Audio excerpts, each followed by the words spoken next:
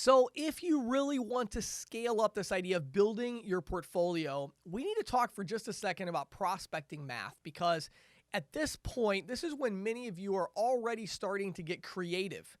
And creativity is great. Creativity is awesome, but creativity can also land you in trouble when it comes to prospecting. Let me explain what I mean by that. Some of you have said to yourselves, I'm going out in the field every day walking into businesses. I'm cold calling them on the phone.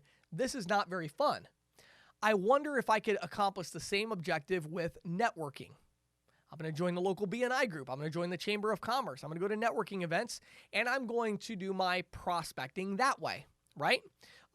Maybe some of you have a background in social media marketing or other things like that, and you're like, you know what? I'm going to use LinkedIn. I'm going to use these other platforms. So let me tell you something. I believe in all of that. I think all that stuff is amazing. I think all of it is great, but it is absolutely devastating to your success if you do not understand basic prospecting math, okay? And here's what I mean by that. Basic prospecting math has to do with the number of new contacts that you make every day. And you have to have one clear definition of what a contact is, regardless of prospecting methodology, okay? A contact means a new decision maker that you've never had a conversation with before has now had a conversation with you, right? Meaning they've talked back and forth and there's some kind of an agreement of a next action step. That's what a contact is, right? A contact means I've talked to someone and we're going to agree to a next action step, all right? Now, you might even just call that a new prospect. The terminology varies. For some people, it's like, well, that's a lead. It doesn't matter what you call it. What matters is that you have a clear-cut definition of this is what it means to be a lead or a prospect or a contact or whatever you're going to call it. But this definition of when I find a decision maker, I talk to them and we agree to a next action step. All right. Now, if you're going to start branching off in all these different directions, let me give you some basic prospecting math. You need to make sure that you are having at minimum 3 new conversations with first-time decision maker conversations. So you've never talked to the decision maker before. You're having 3 conversations with new decision makers every day. That means 15 a week. Okay, now that is on the very bottom end. Okay, really you want to have like 5 or so would be great, but at least 3 at a minimum to be effective. Okay, and so this is where it comes in, and it's great. You say, well, today I'm going to go to the BNI. Awesome. I think that's great. Okay, but don't get confused about your prospecting math.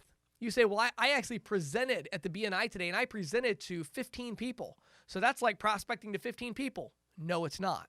Okay? The question is, when you left the BNI, that meeting, virtual or whatever, how many first-time conversations did you have that resulted in next action steps?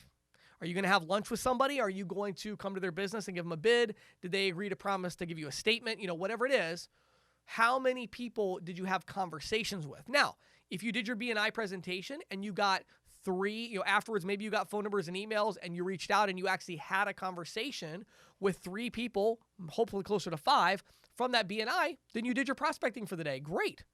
Okay. If you're on LinkedIn and you have a LinkedIn conversation with 5 business owners where they agree to a next action step for you to come out to their business or provide you with information or whatever it is, great. But if not, and if you're like, well, I presented to 40 people at the Chamber of Commerce today, good for you. That's great. Hopefully that will result in new prospects.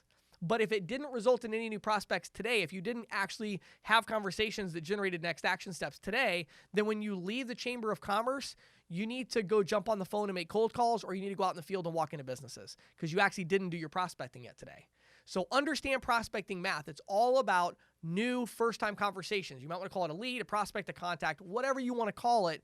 Make sure you're generating 3 to 5 conversations with decision makers every day, new decision makers, adding them to your pipeline where there is a next action step agreed to, and then look at all the different creative approaches that you have, referral networks and associations and all this other stuff, and look at it through the lens of that simple prospect math.